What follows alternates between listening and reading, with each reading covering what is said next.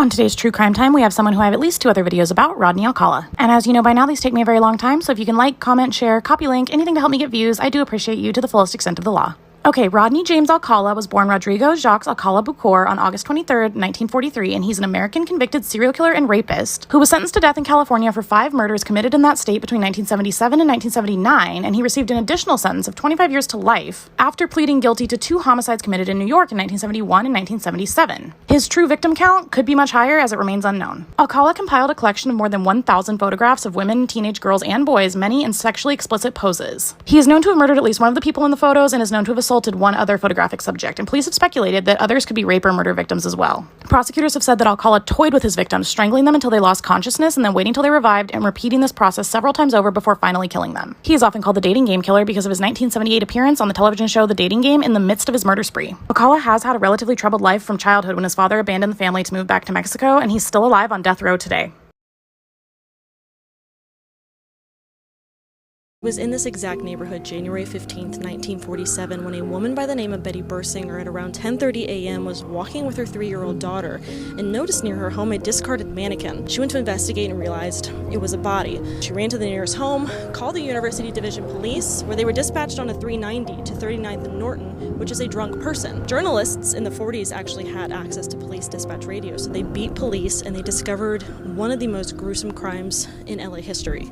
It was a dismembered, mutilated body of a woman. The LA Examiner editor at the time had the brilliant idea of sending off her fingerprints to help identify the woman to the FBI via sound photo, which is a fax machine. And within 56 minutes, they were able to identify the woman due to her being arrested 3 years prior for underage drinking and working on a U.S. Army base as Elizabeth Short, commonly known as the Black Dahlia. Before I answer some of the more frequently asked questions about Elizabeth Short, aka the Black Dahlia, let me tell you a little bit about her childhood. I found these super cool colorized photos of her, so I'm going to use that. Elizabeth here was born July 29th, 1924 in Boston, Mass. She was the 3rd of 5 daughters. Due to the 1929 stock market crash, her father lost his job and the family was going broke. In 1930, his car was actually found abandoned on the Charleston Bridge, and the whole family assumed that he had unalived himself. During this time, Elizabeth was unfortunately suffering from chronic bronchitis, had a lot of asthma attacks. Doctors suggested that she moved out of a colder climate, so she moved to Florida, and here's where she continued her life, eventually dropped out of high school. And then get this, in late 1942,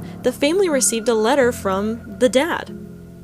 He was alive. He was in Vallejo, California, so that's where Elizabeth moved and lived with him for a little while. She didn't stay here long due to them arguing quite a bit. She worked a couple jobs, lived with a couple friends, and then in 1943 she moved to Santa Barbara, California, where she was actually arrested for underage drinking. Again, with the colorized photos of her, she's just so beautiful. After being arrested, she moved around a bit again, went back to Massachusetts, went back to Florida, and in Florida she met Major Matthew Michael Gordon Jr. He was an Army Air Force officer at the 2nd Air Commando Group. According to some letters that Elizabeth received from him, he was going to propose. He was currently in India recovering from a plane accident. Elizabeth, of course, accepted his proposal, but unfortunately he died in 1945 due to another plane crash. This was right before Japan surrendered and the war was over. So in July of 1946 is when she relocated back to Los Angeles. Here she became a waitress and actually lived behind the Florentine nightclub on Hollywood Boulevard. For some reason in my mind, I always thought that Elizabeth was an actress, but turns out she was just an aspiring actress and she wasn't actually credited in anything. July 9th, 1947, she actually returned from San Diego with her boyfriend, Robert, or also known as Red Manley, who was 25 and married at the time. He dropped her off at the Biltmore Hotel in downtown Los Angeles. Let me show you what that building looks like.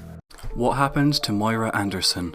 Moira was a bright, bubbly 11-year-old girl who disappeared 6 weeks before her 12th birthday on Saturday the 23rd of February 1957 near Coatbridge, Glasgow. Moira vanished after being sent on an errand and was last witnessed on a bus being driven by paedophile Alexander Gartshaw. Alexander's daughter has always maintained that he had abducted and killed Moira. And in 2014, prosecutors took the unprecedented step of announcing that Gartshaw would have been indicted for Moira's murder if he were still alive. Moira's body has never been found, despite searches being carried out in various parts of Monklands as recently as 2017, which leaves the question. Today on American Female Serial Killers, we have Delphine Lalaurie. You might recognize Delphine Lalaurie because she was played by Kathy Bates on American Horror Story Season 3, Coven. Marie Delphine McCarty or McCarthy, we're not sure, was born on March 19th, 1787, and she died on December 7th, 1849. She is more commonly known as Madame Blanc, or after her third marriage, Madame Lalaurie, and she was a Nolans Creole socialite and serial killer who tortured and murdered slaves in her household. She was born during the Spanish colonial period and married 3 times in Louisiana and was twice widowed. She maintained her position in Nolans society until April 10th, 1834, when rescuers responded to a fire at her Royal Street mansion. They discovered bound slaves in her attic who showed evidence of cruel, violent abuse over a long period of time, and her house was subsequently sacked by an outraged mob of Nolans citizens. She, however, unfortunately escaped to France with her family. The mansion, traditionally held to be Lalaurie's, is a landmark in the French Quarter, in part because of its history and for its architectural significance. However, her house was burned by the mob, and the Lalaurie mansion at 1140 Royal Street was in fact rebuilt after her departure from Nolans. Delphine was born in Nolans in Spanish Louisiana on March 19, 1787, as one of 5 children. Her parents were very prominent in the European Creole community in the town. And her uncle by marriage was the governor of the Spanish-American provinces of Louisiana and Florida during her childhood. Delphine was only 4 when the Haitian Revolution erupted in 1791, something that made slaveholders in the southern United States and the Caribbean very afraid of resistance and rebellion among slaves. Unfortunately, Delphine was never held accountable, and she passed away at age 62 in Paris, France, but today she's rotting in hell.